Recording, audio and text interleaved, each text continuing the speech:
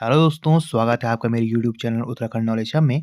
दोस्तों, उत्तराखंड प्रवक्ता भर्ती स्क्रीनिंग परीक्षा 2025 के सिलेबस के अनुसार आज हम शिक्षा का अधिकार अधिनियम के बारे में जानेंगे, जो कि एक महत्वपूर्ण टॉपिक है और यह उत्तराखंड की सभी शिक्षक भर्ती परीक्षाओं व सभी केंद्रीय शिक्षक भर्ती परीक्षाओं हेतु समान रूप से उपयोगी है। तो चलिए दोस्तों, आज का टॉपिक शुरू करते हैं।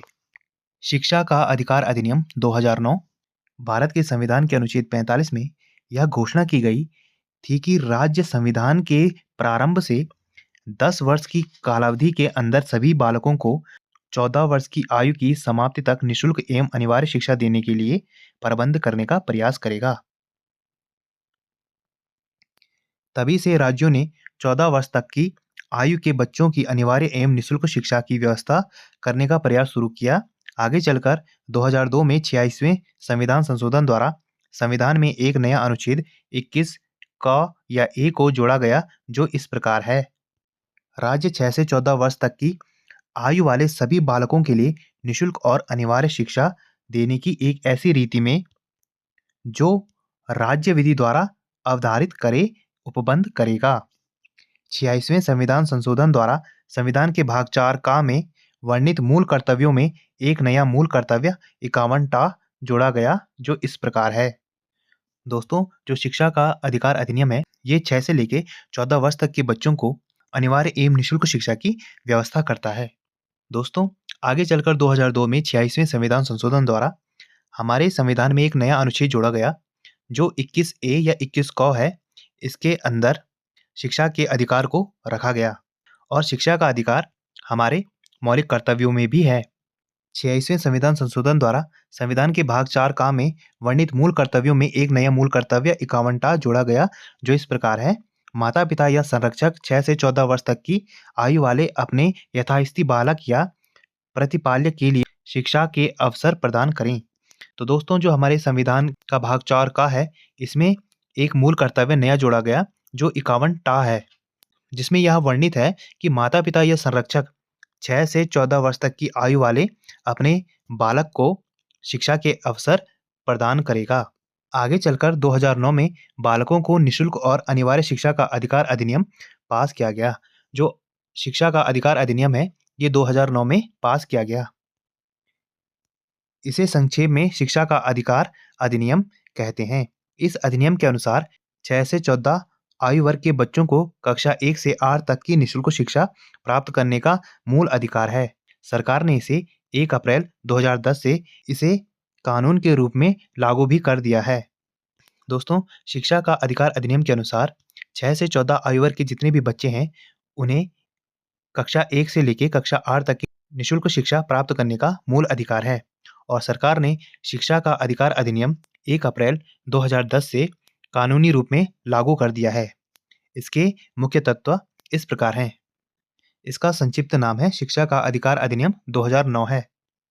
निःशुल्क और अनिवार्य शिक्षा बालक का अधिकार 6 वर्ष से 14 वर्ष की आयु के प्रत्येक बालक को प्रारंभिक शिक्षा पूरी होने तक किसी आसपास के विद्यालय में निःशुल्क और अनिवार्य शिक्षा प्राप्त करने का अधिकार होगा। दोस्तों, जो ये अधिकार है 6 से 14 वर्ष तक की आयु के लिए शिक्षा का निःशुल्क और अनिवार्य अधिकार है। इसके अनुसार बालक को अपनी प्रारंभिक शिक्षा पूरी होने तक जितने भी आसपास के विद्यालय हैं, उनमें से किसी भी विद्यालय में निःशुल्क और अनिवार्य शिक्षा प्राप्त करने का अधिकार होगा। बच्चों को निःशुल्क और अनिवार्य शिक्षा का अधिकार अधिनियम 2009 के प्रमुख प्रावधान निम्नलिखित हैं। इसमें ये नोट करने योग्य बात है कि प्राथमिक शिक्षा में प्रथम कक्षा से 8वीं कक्षा तक की शिक्षा शामिल है।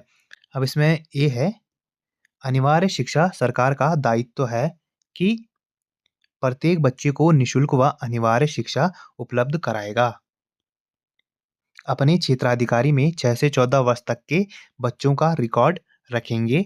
अपने क्षेत्राधिकार में प्रत्येक बच्चे के प्राथमिक शिक्षा में प्रवेश, उपस्थिति व समाप्ति को सुनिश्चित करेंगे और शैक्षणिक कैलेंडर निर्धारित करेंगे। धारा 9 के तहत बी है, माता पिता या संरक्षक का दायित्व। अब इसमें माता पिता और संरक्षक के जो दायित्व हैं, उनके बारे में है।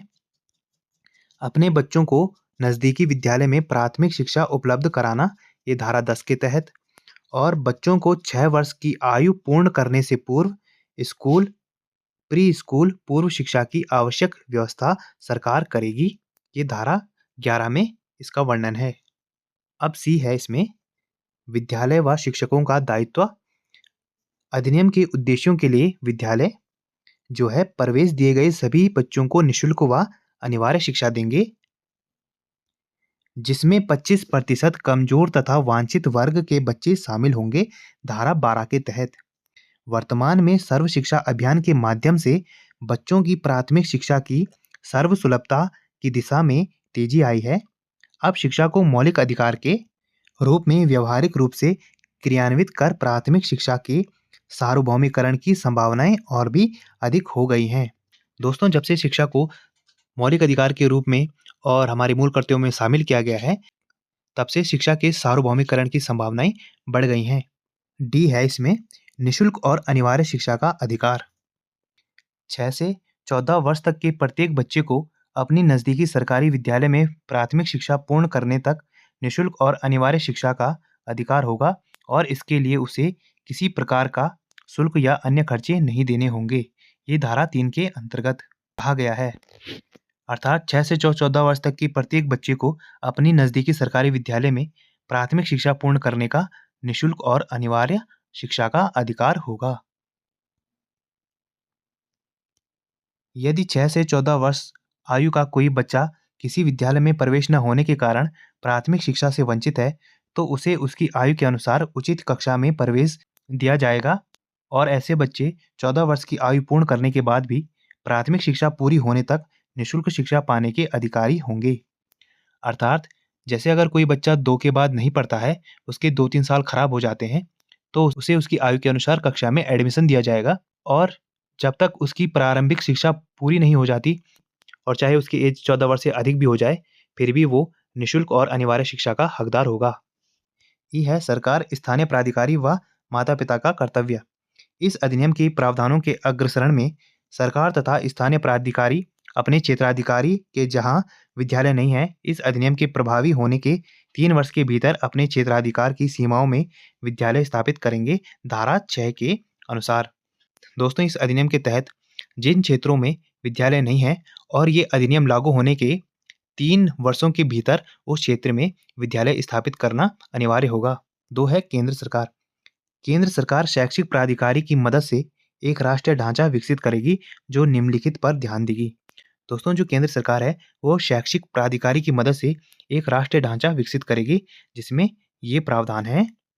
पहला है बच्चों का बहुमुखी विकास, संविधान में समाहित मूल्यों का विकास, अधिकतम स्तर पर मानसिक व शारीरिक क्षमताओं का विकास, बालकों को बालक केंद्रित व बालक मित्रवत तरीके से गतिविधियों द्वारा सिखाना, निर्देशों का माध्यम जहां तक हो सके बच्चों की मातृभाषा में होगा, बच्चों को भयमुक्त बनाना और अपने विचार स्वतंत्रतापूर्वक व्यक्त करने में मदद करना। अगला है बच्चों की समझने की क्षमता का लगातार विश्लेषण और उसे उसकी सामर्थ्य पर लागू करना, धारा 29 के तहत। तीसरा है इसमें समुचित राज्य सरकार। प्रत्येक बच्चे को निःशुल्क व अनिवार्य प्राथमिक शिक्षा उपलब्ध करवाएगी। ये जो राज्य सरकार है वो प्रत्येक बच्चे को निःशुल्क व अनिवार्य प्राथमिक शिक्षा उपलब्ध करवाएगी, ये इसके दायित्व हैं। और नज़दीक में स्कूल की उपलब्धता सुनिश्चित करेगी। यह भी सुनिश्चित करेगी कि गरीब वर्ग का कोई भी बालक किसी भी कारण से प्राथमिक शिक्षा से वंचित ना रहे। अर्थात समाज का कोई गरीब वर्ग है या शिक्षा से वंचित वर्ग है, तो यह राज्य सरकार सुनिश्चित करेगी कोई भी वर्ग प्राथमिक शिक्षा से वंचित ना रहे। अगला पॉइंट है इसमें स्थानीय प्राधिकारी। शिक्षा का अधिकार अधिनियम 2009 के अंतर्गत विद्यालयों एवं अध्यापकों के संबंध में प्रावधान। अभी विद्यालय और अध्यापकों के संबंध में जो प्रावधान है वो इस प्रकार है। धारा 3 के अंतर्गत सभी बच्चों को अनिवार्यता प्रारंभिक शिक्षा प्रदान की जाती है। किसी भी बच्चे से कोई भी शुल्क अथवा राशि नहीं ली जाएगी, अर्थात निःशुल्क शिक्षा व अनिवार्य शिक्षा दी जाएगी। धारा 4 के अंतर्गत चिन्हित शाला से बाहर बच्चों को सर्वप्रथम उनकी आयु के अनुरूप कक्षा में दर्ज कराया जाएगा, अर्थात उनको अपनी आयु के अनुसार कक्षा में एडमिशन दिया जाएगा। धारा 5 के अंतर्गत बालकों द्वारा विद्यालय छोड़ने पर उसे स्थानांतरण प्रमाण पत्र तुरंत प्रदान करने का दायित्व विद्यालय के प्रधानात्मक का होगा। अर्थात कोई बालक अगर स्कूल छोड़ता है, अगर किसी दूसरे स्कूल में उसे पढ़ना होगा, तो उसके लिए विद्यालय उसे स्थानांतरण प्रमाण पत्र जो है तुरंत देगा।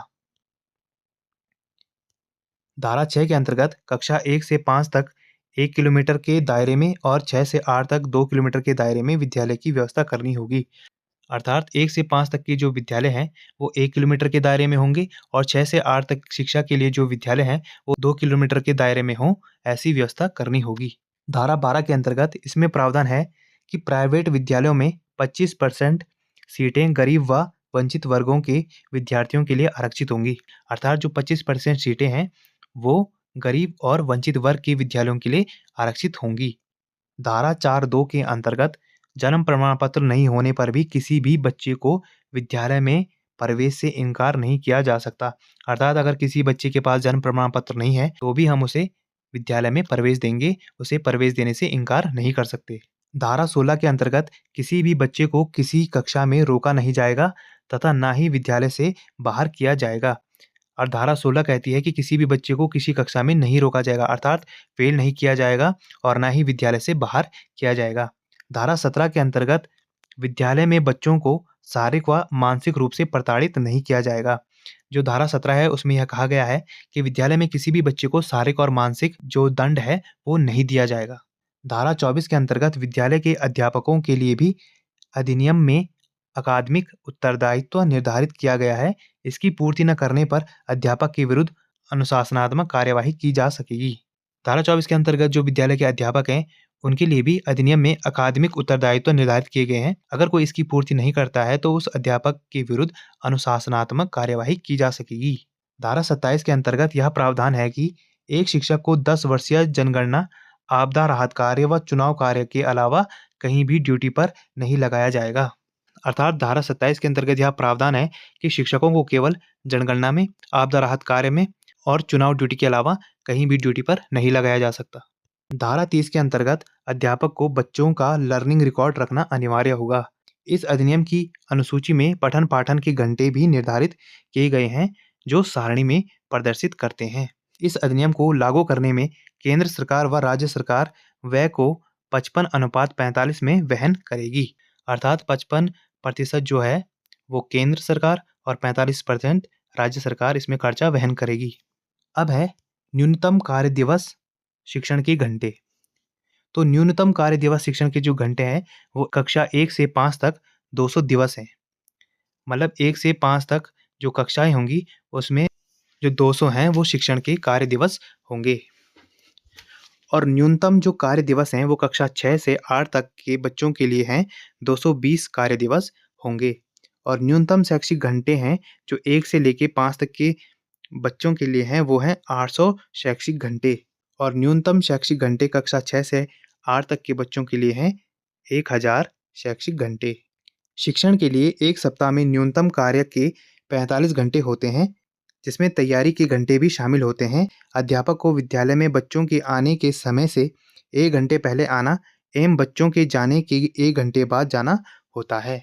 अब दोस्तों, प्राथमिक स्तर पर 1 से 5 तक शिक्षक छात्र का अनुपात देखते हैं। यहाँ पे आप देख सकते हैं, एक साइड है छात्रों की संख्या और एक साइड है शिक्षकों की संख्या। तो 60 बच्चों पर 2 शिक्षक होंगे, 61 से 90 बच्चों पर 3 शिक्षक होंगे, 91 से 120 बच्चों पर 4 शिक्षक होंगे, 121 से 200 बच्चों पर 5 शिक्षक होंगे, 150 से अधिक होने पर 5 शिक्षक व 1 प्रधानाध्यापक होगा और 200 से अधिक होने पर इसका अनुपात 40:1 रहेगा, अर्थात 40 बच्चों पे 1 टीचर रहेगा। अब है शिक्षा का अधिकार अधिनियम 2009 के अंतर्गत पाठ्यक्रम व मूल्यांकन। शिक्षा प्राधिकारी उपधारा 1 के अधीन पाठ्यक्रम और मूल्यांकन प्रक्रिया निश्चित करते समय निम्नलिखित बातों को ध्यान में रखना चाहिए। अब जो है शिक्षा प्राधिकारी उपधारा 1 के अधीन पाठ्यक्रम और मूल्यांकन की जो प्रक्रिया निश्चित की गई है, उसके अकॉर्डिंग जो बातें ध्यान में रखनी है, उनके बारे में देखते हैं। शिक्षा का माध्यम जहाँ तक हो सके बालक की मातृभाषा रहेगी, अर्थात जो हमारी मदर टंग है या मातृभाषा है, बच्चों को उसी में शिक्षा देनी चाहिए या देनी होगी, क्योंकि ऐसे में बच्चा जल्दी सीखता है। दूसरा है बालक को समझने, जानने की शक्ति तथा उपयोग करने की उसकी योग्यता का सतत मूल्यांकन होना चाहिए। तीसरा है बालक का सर्वांगीण विकास। चौथा है बच्चे के ज्ञान, अन्य शक्ति योग्यता का निर्माण करना। पांचवा है बालक को चिंता मुक्त बनाना। छठा है बाल केंद्रित गतिविधियों की अभिव्यक्ति और खेल के माध्यम से सिखाना। सातवां है शारीरिक व मानसिक योग्यता का विकास करना। अब दोस्तों शिक्षा का अधिकार अधिनियम 2009 की विशेषताएं देखते हैं।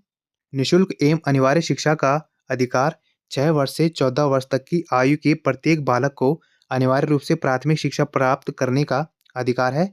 बालक की यह शिक्षा पूर्णतः निशुल्क होगी।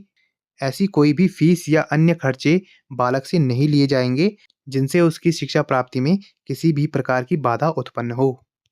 अगला पॉइंट है प्रवेश प्राप्त न करने वाले या प्राथमिक शिक्षा को पूर्ण करने वाले बालकों के लिए विशेष व्यवस्था। यदि कोई बालक 6 वर्ष की आयु पर किसी विद्यालय में प्रवेश नहीं ले पाता तो वह बाद में भी अपनी आयु के अनुरूप कक्षा में प्रवेश प्राप्त कर सकता है। यदि वह निर्धारित 14 वर्ष की आयु तक अपनी प्राथमिक शिक्षा को पूर्ण नहीं कर पाता है तो वह उसके बाद भी अपनी पढ़ाई पूरी कर सकता है। अगला है अन्य विद्यालयों में स्थानांतरण। यदि किसी विद्यालय में प्राथमिक शिक्षा पूर्ण करने की व्यवस्था नहीं है तो बालक को किसी दूसरे विद्यालय में स्थानांतरण लेने का अधिकार है। किसी अन्य कारण से भी बालक का एक विद्यालय से दूसरे विद्यालय में स्थानांतरण ले सकता है। ऐसी स्थिति में विद्यालय प्रमुख को स्थानांतरण प्रमाण पत्र तुरंत जारी करना होगा। अगला है विद्यालय स्थापना का उत्तरदायित्व। उन स्थानों पर जहां विद्यालय नहीं है अधिनियम लागू होने के 3 वर्षों की कालावधि में विद्यालय स्थापित करने का उत्तरदायित्व राज्य सरकार और उसके अधिकारियों का होगा। अगला है वित्तीय एवं अन्य उत्तरदायित्व। इस अधिनियम की पूर्ति करने के लिए केंद्रीय और राज्य सरकारें मिलकर आवश्यक फंड की व्यवस्था करेंगी। केंद्रीय सरकार इस पर आने वाले खर्चों का अनुमान तैयार करेगी और राज्य सरकारों को आवश्यक संसाधन एवं तकनीकी सहायता उपलब्ध करवाएगी। अर्थात इसमें केंद्र और राज्य दोनों मिलकर इस कार्य को करेंगे। अगला है राज्य सरकारों का उत्तरदायित्व। राज्य सरकारों का यह उत्तरदायित्व होगा कि 6 से 14 वर्ष तक के प्रत्येक बालक को निशुल्क और अनिवार्य शिक्षा प्राप्त हो तथा कमजोर और वंचित वर्गों के बालकों के साथ कोई भेदभाव न हो। राज्य सरकारें विद्यालय भवन, शिक्षक, शिक्षण सामग्री सहित आधारभूत संरचना की उपलब्धता सुनिश्चित करेंगी और बालकों को गुणात्मक शिक्षा प्रदान करने तथा शिक्षकों के लिए प्रभावशाली प्रशिक्षण की व्यवस्था करेगी। अर्थात जो राज्य सरकार है उनका दायित्व होगा कि 6 से 14 वर्ष तक के प्रत्येक बालक को निशुल्क और अनिवार्य शिक्षा प्राप्त हो और कमजोर और वंचित वर्गों के साथ कोई भेदभाव न हो। और राज्य सरकारें विद्यालय भवन, शिक्षक और शिक्षण सामग्री और जितनी भी आधारभूत चीजें होती हैं वो सब विद्यालय को उपलब्ध करवाएगी और शिक्षकों के लिए भी प्रशिक्षण की व्यवस्था करेगी। अगला है स्थानीय अधिकारियों के उत्तरदायित्व। स्थानीय अधिकारी राज्य सरकार के सभी उत्तरदायित्वों का निर्वहन करते हुए निशुल्क एवं अनिवार्य शिक्षा के प्रसार के लिए कार्य करेंगे। उन क्षेत्रों में विद्यालय खोलेंगे जहां विद्यालय नहीं है। 6 से 14 वर्ष तक की आयु के बालकों का अभिलेख रखेंगे, विद्यालयों की व्यवस्था की देखरेख करेंगे और शैक्षणिक कैलेंडर तैयार करेंगे। अगला है माता पिता और अभिभावकों का उत्तरदायित्व। तो प्रत्येक माता पिता और अभिभावक का यह उत्तरदायित्व होगा कि वह 6 से 14 वर्ष तक के अपने बालकों का विद्यालय में नामांकन कराए। अगला है पूर्व स्कूली शिक्षा की व्यवस्था। 3 वर्ष की आयु के ऊपर के बालकों को प्राथमिक शिक्षा के लिए तैयार करने और 6 वर्ष तक के बालकों की आरंभिक बाल्यावस्था की देखभाल करने के लिए राज्य सरकारें तथा स्थानीय अधिकारी आवश्यक व्यवस्था करेंगे। अगला है विद्यालयों के उत्तरदायित्व। अध्याय 4 के अनुच्छेद 12A के अनुसार जो बालक विद्यालय में प्रवेश प्राप्त करेगा उसे विद्यालय द्वारा निशुल्क और अनिवार्य शिक्षा प्रदान की जाएगी। अनुच्छेद 12C के अनुसार आर्थिक रूप से निर्बल समुदायों के बालकों के लिए 25% स्थान आरक्षित होंगे। सभी निजी और विशेष श्रेणी वाले विद्यालयों को आरक्षण के प्रावधान का पालन करना होगा। अगला है कैपिटेशन फीस या प्रवेश परीक्षण प्रक्रिया का निषेध। कोई भी विद्यालय या व्यक्ति दाखिले के रूप में माता पिता या अभिभावकों से कोई किसी प्रकार के कैपिटेशन फीस या अन्य कोई धनराशि प्राप्त नहीं करेगा और ना ही बालक के चयन के लिए कोई किसी प्रकार की परीक्षण प्रक्रिया को अपनाएगा। अगला है प्रवेश के लिए आयु का प्रमाण। जन्मतिथि संबंधी प्रमाण पत्र के अभाव में किसी भी बालक को विद्यालय में प्रवेश देने से मना नहीं किया जाएगा। अगला है प्रवेश तिथि के बाद भी प्रवेश से इनकार नहीं। अर्थात प्रवेश तिथि निकल जाने के बाद भी विद्यालय द्वारा किसी भी बालक को प्रवेश देने से इनकार नहीं किया जाएगा। अगला है रोकने और निष्कासन का निषेध। इसमें है विद्यालय द्वारा किसी भी बालक को किसी भी कक्षा में न तो रोका जाएगा और ना ही उसे विद्यालय से निष्कासित किया जाएगा। अगला है शारीरिक दंड और मानसिक प्रताड़ना का निषेध। विद्यालय में किसी भी बालक को न तो शारीरिक दंड दिया जाएगा और न ही उसको मानसिक यातना दी जाएगी। अगला है मान्यता प्रमाण पत्र की अनिवार्यता। अधिनियम लागू होने के बाद सक्षम अधिकारी से मान्यता पत्र प्राप्त किए बिना कोई भी विद्यालय नहीं चलाया जाएगा। उन्हीं विद्यालयों को मान्यता प्रदान की जाएगी जो निर्धारित मानकों को पूरा करते हों। अगला है विद्यालय के लिए नियम और मानक। जो विद्यालय इस अधिनियम के लागू होने से पूर्व स्थापित हो चुके हैं और निर्धारित नियमों तथा मानकों को पूरा नहीं करते हैं, उन्हें अधिनियम लागू होने के 3 वर्ष के अंदर सभी नियम और मानक पूरे करने होंगे। अगला है अनुसूची के संशोधन की शक्ति। केंद्रीय सरकार को अधिसूचना के द्वारा अनुसूची में किसी भी नियम या मानक को जोड़ने या हटाकर उसमें संशोधन करने का अधिकार होगा। अगला है विद्यालय प्रबंधन समिति। अनुच्छेद 21(1) के अनुसार विद्यालय प्रबंध समिति का गठन किया जाएगा जिसमें जनप्रतिनिधि, अभिभावक और शिक्षक सम्मिलित होंगे। यह समिति विद्यालय के कामकाज का निरीक्षण करेगी और विद्यालय विकास की योजनाएं बनाएगी। अगला है शिक्षकों की नियुक्ति के लिए योग्यताएं और सेवा शर्तें। शिक्षकों की नियुक्ति के लिए न्यूनतम योग्यताओं का निर्धारण, वेतन और अन्य सेवा शर्तों का निर्धारण निर्धारित नियमों के अनुसार किया जाएगा। अगला है शिक्षकों के कर्तव्य। अनुच्छेद 24(1) के अनुसार शिक्षकों के जो कर्तव्य निर्धारित किए गए हैं, उनके अनुसार शिक्षक विद्यालय में नियमित और समय पर उपस्थित होंगे, समय पर पाठ्यक्रम को पूरा करेंगे और प्रत्येक विद्यार्थी की अधिगम योग्यता का पता लगाएंगे। अगला है छात्र शिक्षक अनुपात। इस अधिनियम के लागू होने के 6 महीने बाद राज्य सरकार और स्थानीय अधिकारी अनुसूची के अनुसार छात्र शिक्षक अनुपात निर्धारित करेंगे। अगला है शिक्षकों की रिक्तियों का भरा जाना। राज्य सरकार और स्थानीय अधिकारी इस बात को व्यवहारिक बनाएंगे कि उनके अधीन विद्यालयों में रिक्तियों का प्रतिशत कुल स्वीकृत पद संख्या के 10% से अधिक न हो। अगला है गैर शैक्षणिक कार्य। शिक्षकों से जनगणना, प्राकृतिक आपदाओं और जनप्रतिनिधियों के चुनावों को छोड़कर अन्य कोई गैर शैक्षणिक कार्य नहीं कराए जाएंगे।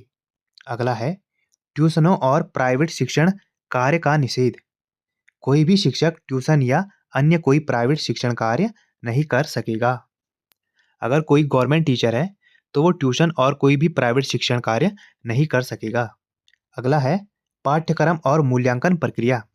अनुच्छेद 29(1) के अनुसार प्राथमिक शिक्षा का पाठ्यक्रम एवं मूल्यांकन प्रक्रिया सरकारी अधिसूचना के द्वारा सक्षम अधिकारी या परिषद द्वारा निर्धारित की जाएगी। पाठ्यक्रम और मूल्यांकन की प्रक्रिया निर्धारित करते समय बालकों के सर्वांगीण विकास, उनके ज्ञान, सामर्थ्य एवं योग्यता में वृद्धि, संविधान में निहित नैतिक मूल्य, छात्र केंद्रित उपागम और उनके अभिव्यक्ति कौशल आदि पर ध्यान दिया जाएगा। मूल्यांकन व्यापक और सतत होगा। अगला है परीक्षा एवं पाठ्यक्रम। पूर्णता प्रमाण पत्र। प्राथमिक शिक्षा पूर्ण होने तक कोई भी विद्यार्थी बोर्ड की परीक्षा नहीं देगा। प्राथमिक शिक्षा पूर्ण करने पर विद्यार्थी को प्रमाण पत्र दिया जाएगा। अगला है बाल अधिकारों की सुरक्षा से संबंधित व्यवस्था। बाल संरक्षण आयोग अधिनियम 2005 के प्रावधानों के अंतर्गत गठित राष्ट्रीय या राज्य बाल संरक्षण आयोग, national state commission for protection of child rights, इस बात की जांच करेगा कि अधिनियम के अंतर्गत बालकों के अधिकारों की रक्षा हो रही है या नहीं और इससे संबंधित अपने सुझाव देगा। अगला है राष्ट्रीय सलाहकार परिषद का गठन। केंद्रीय सरकार अधिसूचना के द्वारा राष्ट्रीय सलाहकार परिषद का गठन करेगी जिसके अधिकतम 15 सदस्य होंगे जिनको प्राथमिक शिक्षा और बाल विकास के विषय में व्यापक और गहन जानकारी हो। यह परिषद केंद्रीय सरकार के अधिनियम को प्रभावी ढंग से लागू करने के विषय में सुझाव देगी। अगला है राज्य सलाहकार परिषद। इसका गठन राष्ट्रीय सलाहकार परिषद की तरह राज्य सरकारें अपने अपने राज्यों में अधिसूचना के द्वारा राज्य सलाहकार परिषद का गठन करेंगी जिनका कार्य अधिनियम को प्रभावी ढंग से लागू करने के बारे में राज्य सरकार को परामर्श देना होगा। अगला है निर्देश देने की शक्ति। अधिनियम के अनुच्छेद 35(1) के अनुसार केंद्रीय सरकार, राज्य सरकार या स्थानीय अधिकारियों को, अनुच्छेद 35(2) के अनुसार राज्य सरकार स्थानीय अधिकारियों तथा विद्यालय प्रबंधन को और अनुच्छेद 35(3) के अनुसार स्थानीय अधिकारी विद्यालय प्रबंधन को अधिनियम के कार्यान्वयन के संबंध में आवश्यक निर्देश दे सकते हैं और मार्गदर्शक सिद्धांत प्रदान कर सकते हैं। अगला है नेक नीति से की गई कार्यवाही के लिए संरक्षण। अधिनियम के अनुच्छेद 37 के अनुसार यह व्यवस्था की गई है कि इस अधिनियम अथवा इसके बाबत बनाए गए नियमों, मानकों, आदेशों और निर्देशों के पालन में सरकार, स्थानीय अधिकारी, विद्यालय प्रबंधन और इस अधिनियम से जुड़े किसी व्यक्ति द्वारा नेक नीति से की गई कार्यवाही पर कोई कानूनी कार्यवाही नहीं की जाएगी। अगला है राज्य सरकारों को नियम बनाने की शक्ति। राज्य सरकारें अधिसूचना के द्वारा अधिनियम के उपबंधों के क्रियान्वयन के लिए नियम मानक बना सकेगी। तो दोस्तों, अब शिक्षा के अधिकार अधिनियम 2009 की खामियां और आलोचनाएं देखते हैं, जो इस प्रकार से हैं। इसमें पहला पॉइंट है निःशुल्क और अनिवार्य शिक्षा से जरूरी है समान शिक्षा। अच्छा होता कि सरकार निःशुल्क और अनिवार्य शिक्षा का बिल लाने पर जोर देने के बजाय कॉमन स्कूल का बिल लाने पर ध्यान केंद्रित करती। सरकार यह घोषणा क्यों नहीं करती कि देश का हर बच्चा एक ही तरह के स्कूल में जाएगा और पूरे देश में एक ही पाठ्यक्रम पढ़ाया जाएगा। अगला है निःशुल्क और अनिवार्य शिक्षा के तहत सिर्फ 25% सीटों पर ही समाज के कमजोर वर्ग के छात्रों को दाखिला मिलेगा। यानी शिक्षा के जरिए समाज में गैर बराबरी बांटने का जो महान सपना देखा जाता है वह अभी भी पूरा नहीं होगा। जो प्राइवेट सेक्टर है दोस्तों, वहाँ अभी भी जो वंचित वर्ग के लोग हैं उनको केवल 25% सीटों पर ही उन्हें आरक्षण मिलता है। तो सरकार को ये सीटें बढ़ानी होंगी, उन्हें 25% से ज़्यादा सीटें उन्हें उपलब्ध करवानी होंगी। अगला है निःशुल्क शिक्षा की बात महज धोखा है क्योंकि इसके लिए बजट प्रावधान का जिक्र विधेयक में नहीं है। विधेयक में 6 साल तक के 17 करोड़ बच्चों की कोई बात नहीं कही गई है। संविधान में 6 साल तक के बच्चों को संतुलित आहार, स्वास्थ्य और पूर्व प्राथमिक शिक्षा का जो अधिकार दिया गया है वह इस विधेयक के जरिए छीन लिया गया है। अगला है इस कानून का क्रियान्वयन कैसे होगा, यह स्पष्ट नहीं है। निःशुल्क शिक्षा को केवल फीस तक परिभाषित नहीं किया जा सकता। इसमें शिक्षण सामग्री से लेकर संपूर्ण शिक्षा व्यय है या नहीं, यह देखना होगा। तो शिक्षा के अधिकार अधिनियम में तो बहुत सारी बातें कही गई हैं, जैसे कि शिक्षण सामग्री से लेकर हर एक चीज़ के बारे में ऑलमोस्ट कहा गया है। बट आप लोग अभी भी देखते होंगे जितने भी गवर्नमेंट सेक्टर हैं, जितने भी गवर्नमेंट स्कूल हैं, उनके अंदर शिक्षण जो सहायक सामग्री होती है वो नहीं होती है। वहाँ शिक्षण सामग्री देखने को मिलती ही नहीं है। शिक्षक को खुद ही टीएलएम लाना पड़ेगा। वैसे विद्यालय में कोई भी शिक्षण सहायक सामग्री नहीं होती है। और जो प्राइवेट स्कूलें हैं उनमें शिक्षण सहायक सामग्री होती है। बहुत सारे मॉडल्स होते हैं, मैप हैं, बहुत सारी ऐसी चीज़ें हैं जिनसे बच्चा जल्दी सीखता है और गवर्नमेंट स्कूलों में ये चीज़ें नहीं होती हैं। ये केवल शिक्षा के अधिकार अधिनियम में ही लिखा गया है। अगला है इस अधिनियम के क्रियान्वयन में प्रशिक्षित शिक्षकों की कमी एक प्रमुख बाधा है। तो दोस्तों, अधिनियम है, इसके क्रियान्वयन के लिए जितने भी प्रशिक्षित शिक्षक हैं उनकी अभी भी कमी है। क्योंकि अगर आप अभी देखो तो उत्तराखंड में बहुत सारी जो टीचर की वैकेंसीज़ हैं वो अभी भी खाली पड़ी हुई हैं। और गवर्नमेंट जब टीचर वैकेंसीज आउट करती हैं तो अगर 3000 पोस्टें खाली हैं तो वो केवल 500 पोस्टों पे विज्ञप्ति जारी करती है। तो ऐसे में कैसे चलेगा?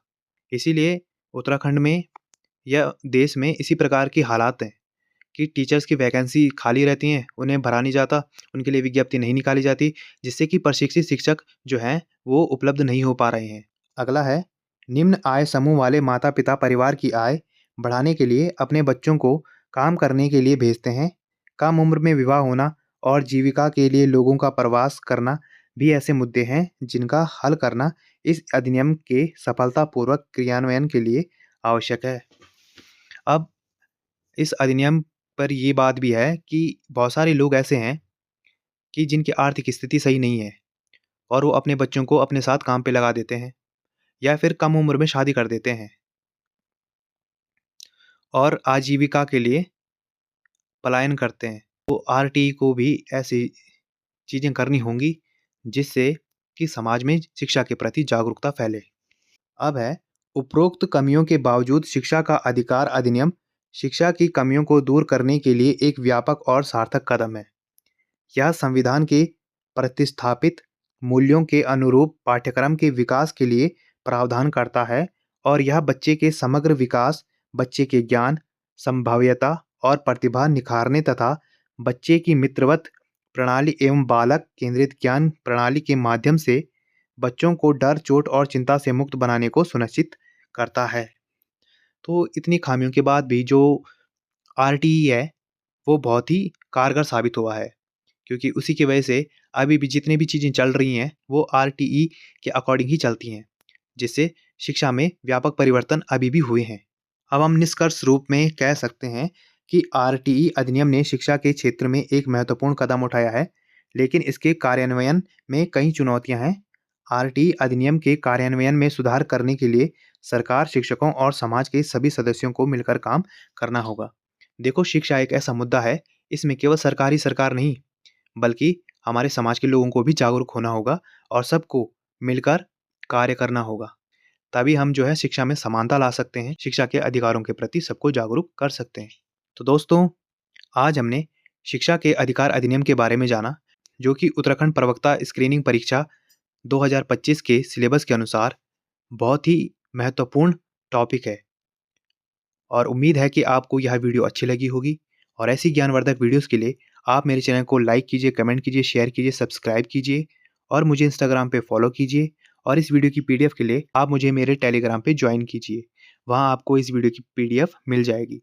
और ऐसी वीडियोस के लिए मेरे चैनल को आप ज़्यादा से ज़्यादा शेयर कीजिए और सब्सक्राइब कीजिए। Thank you.